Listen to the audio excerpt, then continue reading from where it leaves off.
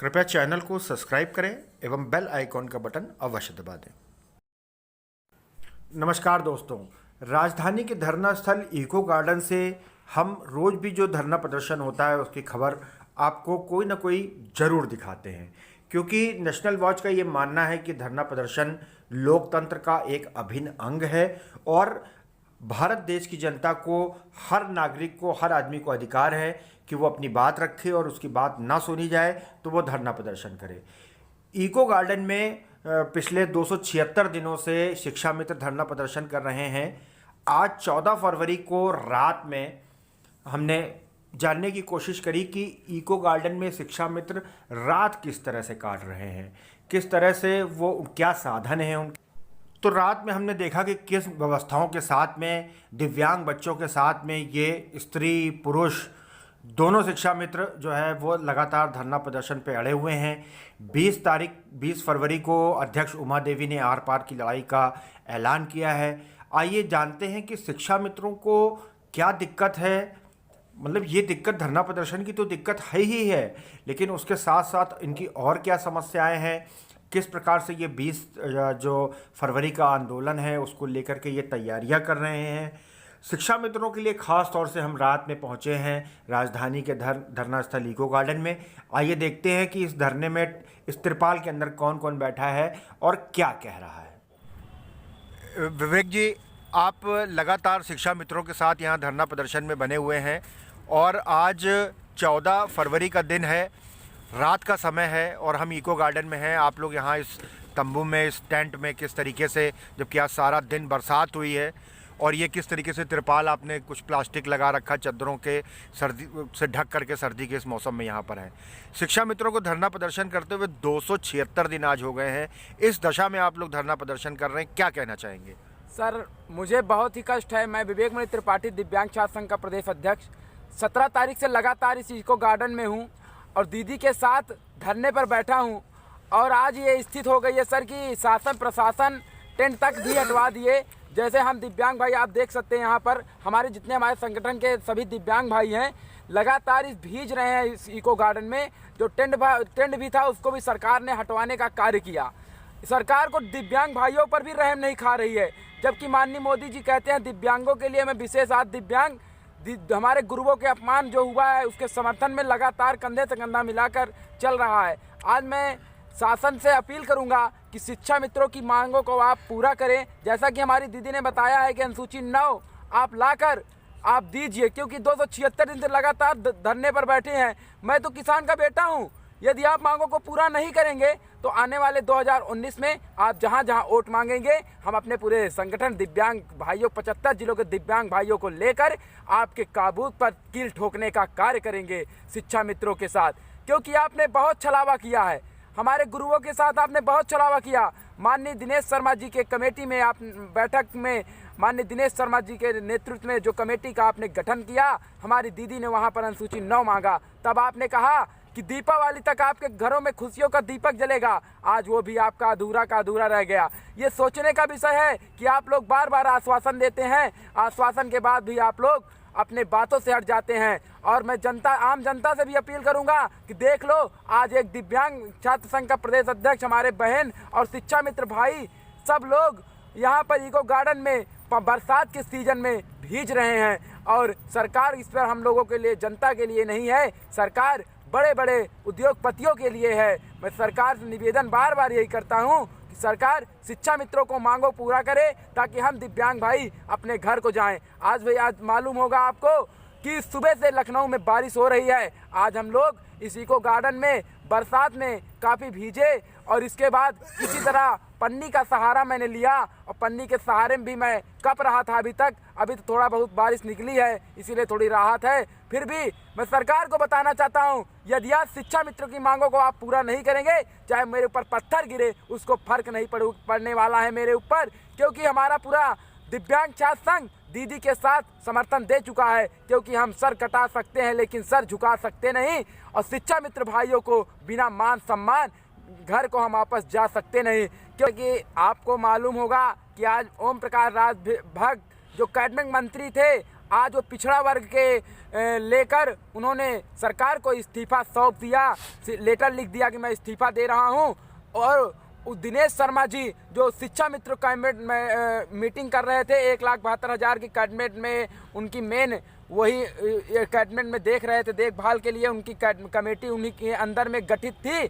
और उनको मंत्री का दर्द दिख रहा है, मंत्री को मनाने के लिए वो पहुंच जा रहे हैं। आज 1,72,000 प्लस उनके परिवार प्लस दिव्यांग छात्र संघ जितने हमारे भाई समर्थन दिए हैं, आज उनकी पीड़ा सरकार को नहीं दिख रही है। इसीलिए तो कहते हैं ना कि ये उद्योगपति मंत्रियों की सरकार है, ये दिव्यांग भाइयों और गरीबों की सरकार नहीं है। मैं माननीय दिनेश शर्मा जी से पूछना चाहता हूँ कि आप बड़े बड़े मंत्रियों को आप मनाने के लिए चले जाते हैं, आज 276 दिन से हमारी बहन धरने पर बैठी है और गरीब का बेटा यहाँ पर इको गार्डन में आपके धरने पर बैठा है, बारिश में भीज रहा है, आपको उसको नहीं दिखाई दे रहा है। इसीलिए मैं बार बार अपील करूंगा जनता से भी और माननीय मंत्री जी से कि आप जनता के दर्द के लिए आप आए हैं, जनता के कष्ट को दूर करने के लिए आए हैं, क्योंकि सरकार से जनता से सरकार है, ना कि सरकार से जनता है। जनता का दुख दर्द आपको नहीं दिख रहा है। मैं निवेदन करूंगा कृपया आप जनता के दुख को देखिए, अन्यथा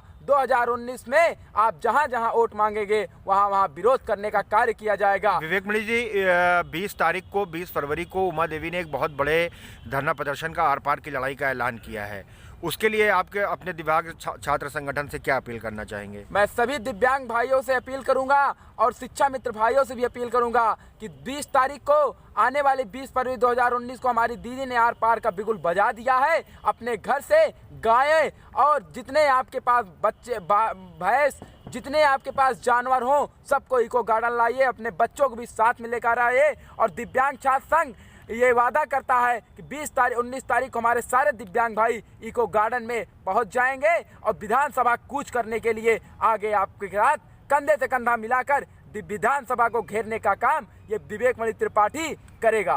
केवल जी ने जब पिछले 18 तारीख को बहन ने आर पार का बिगुल फोका, तुरंत सरकार ने वार्ता के लिए बुला लिया। अनुपमा जायसवाल जी आई थी, उन्होंने भी वादा किया था, बल्कि अपने यहाँ आवास पे बुलाया था उमा जी को, एक प्रतिनिधि मंडल को, लेकिन उसका भी कोई नतीजा नहीं निकला। बस यही तो चिंता का विषय है कि सरकार बार बार वार्ता के लिए बुलाती है पर उसका कोई परिणाम उसका हल नहीं देती है। यही सोचने का विषय है। इसीलिए तो मैं अब हम शिक्षा मित्र भाई, अब ये बहुत इन्होंने अत्याचार किया शिक्षा मित्रों के साथ, अब शिक्षा मित्र इनके बहकावे में नहीं आने वाला है। जब तक ये लिखित आश्वासन नहीं देंगे, जब तक ये लिखित लाकर हमारे मंच से घोषणा नहीं करेंगे, तब तक हम लोग विधानसभा से हटने वाले नहीं होंगे, चाहे सरकार जितनी लाठियां बरसाए। जब हम बरसात और पत्थर को सह सकते हैं तो लाठियां भी सहने की क्षमता हमारे पास है आने वाले समय में। और 2019 तो बिल्कुल नजदीक है, अभी तक इनका समय था, अब मेरा समय है।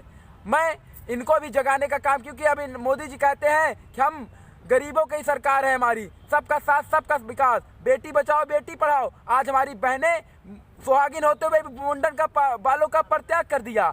हमारी बहनें आज सड़क पर हैं, हमारी बहनें यहाँ इको गार्डन में भीज रही हैं। सरकार को क्यों नहीं दिख रहा है? क्या फरवरी का महीना और बरसात का ये पूरा दिन, ना यहाँ कोई व्यवस्था है किसी तरीके से, ये कुछ पन्नियाँ और चद्दरें लगवा करके आप लोग आज यहाँ रात काट रहे हैं, कैसा लग रहा है आपको? बहुत दिन बाद पहले भैया मैं आपको देना चाहता हूँ कि इस काल भरी रात में आकर आपने हमारे दर्द को समझा और हमारी पीड़ा को समझकर हमारे इस पीड़ा भरे समय में हमारे पास तक आप आए।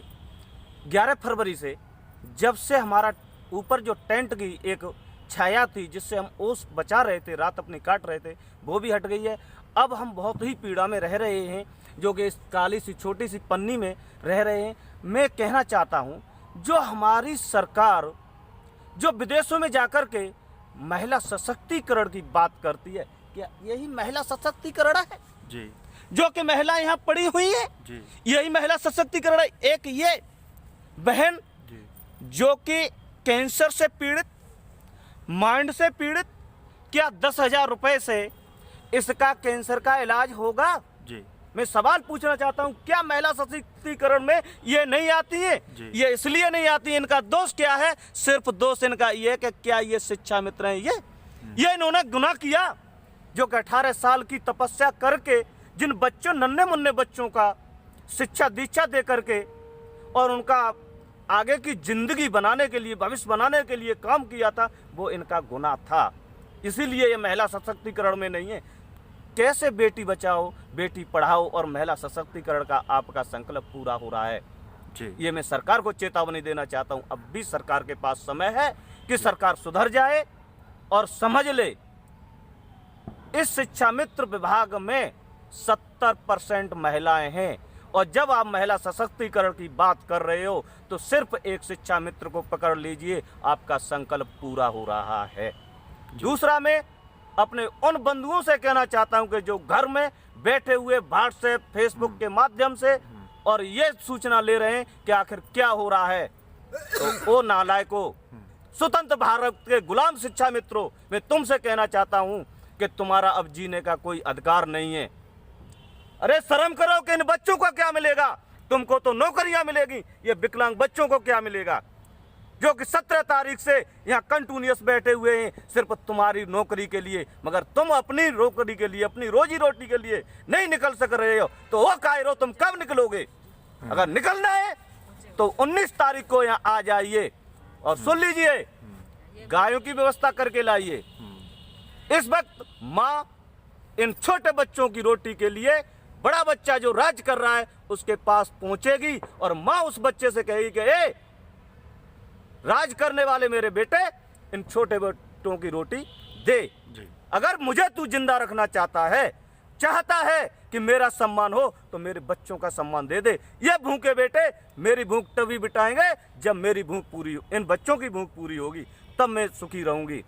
दूसरा कहना चाहता हूं कि भाइयों, झंडा लेके आए, और झंडा एक डंडे के साथ होना चाहिए, जो कि डंडा आपके सिर से ऊपर झंडा चले। और बहनें कच्छल, चिमटा, बेलन और सड़ासी लेकर के आएं और 19 तारीख को हर हालत में आ जाएं। कोई देरी नहीं करनी है। और समय आपके 19 को आने के बाद 20, 21, ये नहीं कि भागना नहीं है। अगर बहन जी ने कभी आपसे नहीं कहा कि आप यहाँ से चले जाओ, जाना नहीं है, और अभी तक के आश्वासन रहे, मगर अब हम सिर्फ टाइम देंगे कि आपके पास टाइम है 1 दिन, 20 का टाइम दे देंगे। 21 को कोई फैसला नहीं है, कोई टाइम नहीं है, हमारा सब कुछ हमें चाहिए। 21 को लेकर हटना, इस संकल्प के साथ आना है। सीधा कह देना कि 1 दिन 2 दिन जो लेना ले लो, हम यहीं खड़े हैं, यहीं पड़े हैं, मगर लेकर के तब हटेंगे। अब आश्वासन नहीं चलेगा। पूर्ण हमको अनुसूची 9 चाहिए, 9 चाहिए, चाहिए। इसी के साथ मैं अपनी वाणी को विराम देता हूँ। धन्यवाद। सुरेन जी, आप भी शिक्षा मित्रों के साथ लगातार धरना प्रदर्शन में यहाँ बने हुए हैं और शिक्षा मित्रों का साथ दे रहे हैं, ये दिव्यांग छात्र संगठन के अंतर्गत में, क्या कहना चाहेंगे? कहना मैं यही चाहता हूँ कि सबसे बड़ी शोक की बात तो आज ये है कि हमारे सीमा पर आज 30 भारतीय सैनिक शहीद हो चुके हैं। जी। उनके साथ, उनके परिवारों के साथ मैं उनके लिए सत श्रद्धांजलि बरसाते हैं और उनके लिए गहरा शोक प्रकट करते हैं। और भगवान से हम ईश्वर से यही प्रार्थना करेंगे कि हे ईश्वर, उन्हें स्वर्ग में उच्च स्थान मिले। और मैं पूछता हूं मोदी से कि आप चुनाव के दौरान, पीएम जब बनने के दौरान में थे, उस समय कहे थे कि हम उन पाकिस्तानियों को सीमा से 4 कदम पीछे हटाएंगे। क्या 4 कदम पीछे हटाने का मतलब यही है कि हमारा 30 जवान एक साथ शहीद हो? बताइए पीएम महोदय, वो आप क्या वादा आज कहाँ गया? हमारा आज प्रतिदिन आज की कहाँ दुख बातें तो कुछ अजीब सी दुखद हैं। जी, पीएम मोदी ने तो शिक्षा मित्रों से भी वादा किया था। जी, ये DLWD रेखा के मैदान से वादा किया था कि शिक्षा मित्रों का दर्द मेरा दर्द है, लेकिन उस पर भी कोई कार्रवाई नहीं। इस पर भी नहीं कोई वादा नहीं पूरा हुआ, इस पर भी। जी।